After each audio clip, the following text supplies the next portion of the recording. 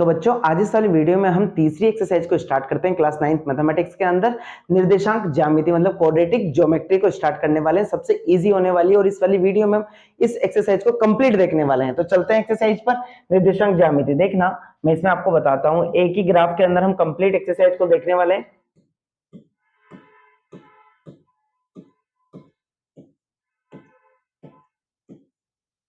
इस ग्राफ पर चलते हैं।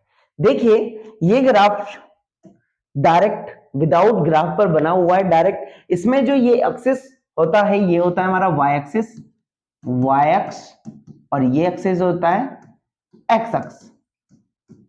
देखना ये होता है क्षैतिज, क्षैतिज, और ये होता है ऊर्ध्वाधर। कैसा होता है? ऊर्ध्वाधर। ये क्षैतिज होता है, ये ऊर्ध्वाधर होता है, इस तरीके से होता है। बाकी मैं आपको इसमें बताता हूं, इसमें यहां पर पैमाना लिखा जाता है। पैमाना, पैमाना क्या होता है? एक्स एक्सिस पर जो डिफरेंस होता है वो यहां पर लिखते हैं हम। जिससे कि बात करें एक्स अक्ष पर तो 1 सेंटीमीटर बराबर, मतलब जो ग्राफ में जो ब्लॉक होता है, ग्राफ कैसा होता है हम आपको इसमें बताने वाले हैं आगे। देखना ग्राफ का जो एक ब्लॉक होता है वो कैसा होता है? 1 सेंटीमीटर 1 बाय 1 का होता है, 1 सेंटीमीटर बाय 1 सेंटीमीटर का होता है। तो यहां पर जो ग्राफ लिया जाता है 1 सेंटीमीटर के लिए लिया जाता है इस तरीके से। ऐसे वाई एक्स की बात करें, वाई एक्स पर, तो वाई एक्स पर किस तरीके से लिया जाता है? 1 सेंटीमीटर इज इक्वल टू, ठीक है, जितना डिस्प्लेसमेंट लेने वाले हैं, जैसे कि हमने एक का डिफरेंस लिया हुआ है तो यहां पर लिख देते हैं 1 यूनिट, और यहां पर भी 1 यूनिट, मतलब 1 एक इकाई, हिंदी में 1 इकाई, ठीक है। इस तरीके से डिफरेंस ले लेते हैं और यहां पर काउंटिंग को लिख देते हैं। और जो हमारा राइट साइड होता है, मतलब दायां भाग होता है एक्स एक्सिस का, वो कैसा होता है? पॉजिटिव, और जो बायां भाग होता है नेगेटिव। ऊपर वाई एक्सिस का जो भाग होता है वो पॉजिटिव होता है, और नीचे जो भाग होता है ये वाई डैश, ये नेगेटिव होता है, राइट। तो इस तरीके से हमारे ज्यामिति बनती है। और जो ये जो पार्ट्स होते हैं, 4 पार्ट, ये फर्स्ट पार्ट, ये सेकंड, ये दिया हुआ है थर्ड पार्ट, ये फोर्थ पार्ट, ये होते हैं चतुर्थांश। चतुर्थांश क्या होते हैं? ये चतुर्थांश होते हैं। ये चतुर्थांश 4 तरीके के होते हैं। पहला जो चतुर्थांश होता है उसमें पहले चतुर्थांश में एक्स और वाई कोऑर्डिनेट दोनों, पहले एक्स निर्देशांक को लिखा जाता है, बाद में वाई निर्देशांक को लिखा जाता है। तो एक्स निर्देशांक और वाई निर्देशांक दोनों कैसे होते हैं? पॉजिटिव पॉजिटिव होते हैं। कैसे होते हैं? पॉजिटिव पॉजिटिव, मतलब प्लस प्लस होते हैं। बात करते हैं सेकंड निर्देशांक में, वाई पॉजिटिव है और वाई तो बाद में आता है, और पहले एक्स आता है तो वाई पॉजिटिव है और एक्स नेगेटिव है। थर्ड निर्देशांक की बात करते हैं चतुर्थांश में, तो देखना ये नेगेटिव होता है, एक्स भी नेगेटिव होता है और वाई भी नेगेटिव होता है। फोर्थ चतुर्थांश में एक्स पॉजिटिव होता है और वाई नेगेटिव होता है। इस तरीके से 4 चतुर्थांश होते हैं। बाकी हम आगे ग्राफ में देखने वाले हैं। हम चलते हैं एक्सरसाइज के अंदर की ओर। ये कार्तीय तल कहलाता है हमारा, ठीक है, कार्तीय तल कहलाता है। चलते हैं आगे।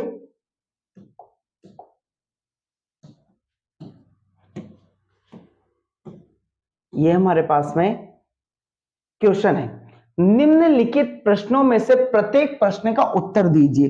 क्योंकि फर्स्ट एक्सरसाइज है ना इसके 3.1 एक्सरसाइज में ओनली कार्तीय तल को बताना है, जो कि हमने अभी बताया है वही आप उसमें सॉल्व करने वाले हैं। बाकी हम चलते हैं 3.2 पर, निम्नलिखित प्रश्नों में प्रत्येक प्रश्न का उत्तर दीजिए। तो देखना कार्तीय तल में किस बिंदु की स्थिति निर्देशांक करने वाली क्षैतिज और ऊर्ध्वाधर रेखा के क्या नाम होते हैं? क्षैतिज रेखा अभी जस्ट बताया था हमने, एक्स अक्ष।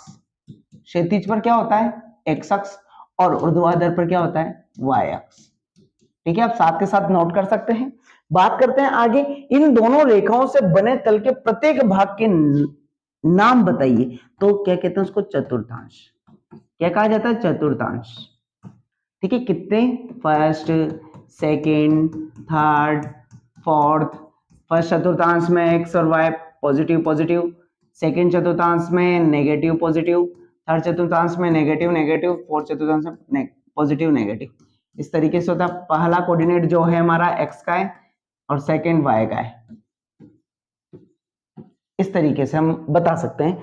बाकी आप चतुर्थांश लिख कर भी इसको छोड़ सकते हैं, और ये लिख देते हैं तो अच्छी बात है, क्योंकि इसमें दिया गया है कि नाम बताइए, तो हमने चतुर्थांश बता दिया और इसके पार्ट्स भी लिख दिए कि चतुर्थांश ये होते हैं। उस बिंदु का नाम बताइए जहां ये दो रेखाएं प्रतिच्छेद करती है। एक ध्यान रखना, जो ये ग्राफ बनाया था हमने, इसमें जहां पर ही कट करती है इसको कहते हैं मूल बिंदु। क्या कहते हैं? मूल बिंदु, जो कि इसमें प्रतिच्छेद कर दिया आपस में, तो यहां लिख देते हैं मूल बिंदु। ठीक है, उसके बाद बात करते हैं आकृति 3.14 में देखकर निम्नलिखित को लिखिए। ये आंसर आप नोट कर लेंगे। आगे बढ़ते हैं हम। देखना, ये आकृति है आपके पास में, देखकर इसके आंसर बताना है। तो सबसे पहले हम चलते हैं, बी के निर्देशांक होंगे, तो बी पॉइंट कहां पर आपको दिखाई दे रहा है? ये दिखाई दे रहा है। तो एक्स और वाई बताना है आपको, एक्स और वाई निर्देशांक बताना है। तो एक्स पर देखो इधर -5 और वाई पर क्या होगा? 2। तो बी के निर्देशांक क्या होंगे? -5 और 2। ठीक है, बात करते हैं सी के निर्देशांक बताइए। सी पॉइंट कहां पर है हमारा? ये रहा। तो x पहले आएगा और y बाद में, तो 5 -5 निर्देशांक क्या होंगे? 5 -5। निर्देशांक -3 -5 द्वारा पहचाना गया बिंदु है। निर्देशांक -3 -5, देखना -3 और -5, ये रहा -3 और -5। कौन सा बिंदु है? ई बिंदु, ई बिंदु, राइट। उसके बाद करते हैं निर्देशांक 2, -4 द्वारा पहचाना गया बिंदु है। 2, -4 द्वारा, 2, -4, देखना 2, -4 यहां पर आने वाला 2, -4, 2, -4, ये वाला बिंदु है जी बिंदु, जी बिंदु। ये ध्यान रखना, आप देखना डी का भुज, भुज क्या होता है? एक्स अक्ष, एक्स अक्ष पर डी कहां पर है? और बात करते हैं कोटि की, तो ये होती है वाई अक्ष के लिए। तो देखते हैं डी का भुज है, डी पॉइंट है, इसका भुज कौन सा होगा? एक्स अक्ष पर कितना है? 6, तो कितना होगा? 6। बात करते हैं बिंदु एच की कोटि, एच कहां पर है? ये रहा, तो इसकी कोटि -3, -3, ये इसका आंसर है। बात करते हैं बिंदु एल के निर्देशांक बताइए। बिंदु एल कहां पर है हमारा? एल ये रहा, देखिए ये रहा, ये वाला पॉइंट। इस पर x निर्देशांक, y पर हमेशा x निर्देशांक 0 होगा यहां पर, ठीक है, और x पर y निर्देशांक 0 होगा, तो 0,5 क्या होगा? 0,5। उसके बाद बात करते हैं बिंदु m के निर्देशांक। बिंदु m कहां पर है हमारे पास? ये रहा, तो यहां पर y एक्सिस 0 होगा x पर, तो यहां पर -3,0, -3,0, ये आंसर होंगे। ठीक है, इस तरीके से आपको ये सोल्व करना है। उसके बाद चलते हैं हम, ये आपको आंसर नोट कर लेने हैं। उसके बाद आगे चलते हैं हम, आगे चलते हैं ग्राफ बनाने पर। जैसा कि हमारी एक्सरसाइज है 3.3, इसमें दिया है किस चतुर्थांश में या किस अक्ष पर बिंदु -2, 4, 3, -1, -1, 0, 1,2 और -3,5। आप इसको ग्राफ में भी सोल्व कर सकते हैं। ग्राफ के 2 पार्ट्स करने हैं आपको। सबसे पहले कैसे करेंगे? इस तरीके से आप बनाएंगे स्केल की सहायता से। सबसे पहले देखना, हम इसको डायरेक्ट में बनाने वाला हूं। देखना आप सबसे पहले x की मैक्सिमम वैल्यू देखिए, x की मैक्सिमम वैल्यू कितनी है? 3 है, तो मतलब पॉजिटिव में 1 सेंटीमीटर के 3।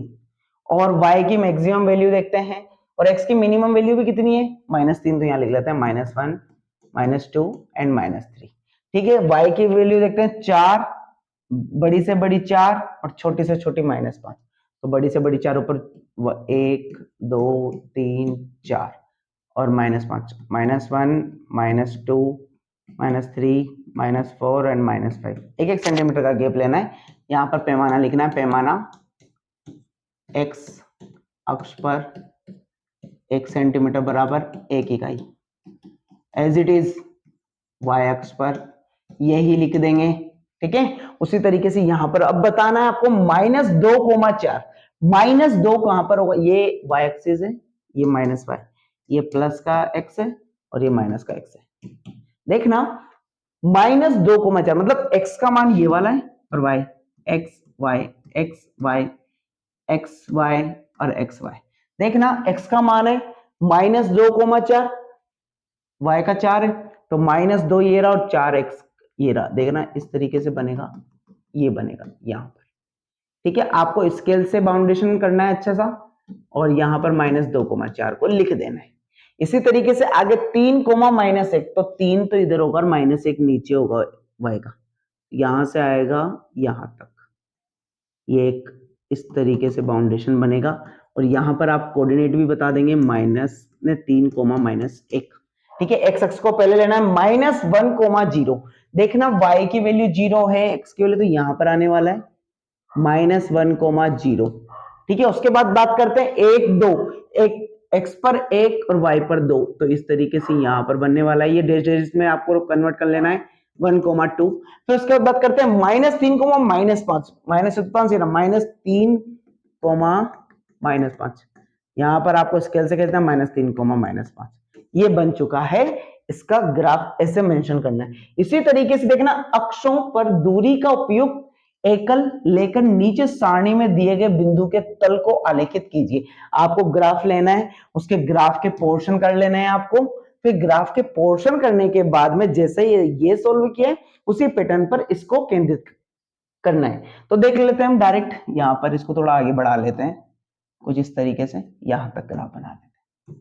देखते हैं x की मैक्सिमम वैल्यू कितनी है, 3 है, 1, 2, 3।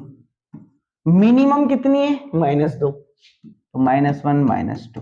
ठीक है, y की मैक्सिमम वैल्यू 8 और मिनिमम वैल्यू -2.5, यहां ले लेते हैं -1 और -2 और 8।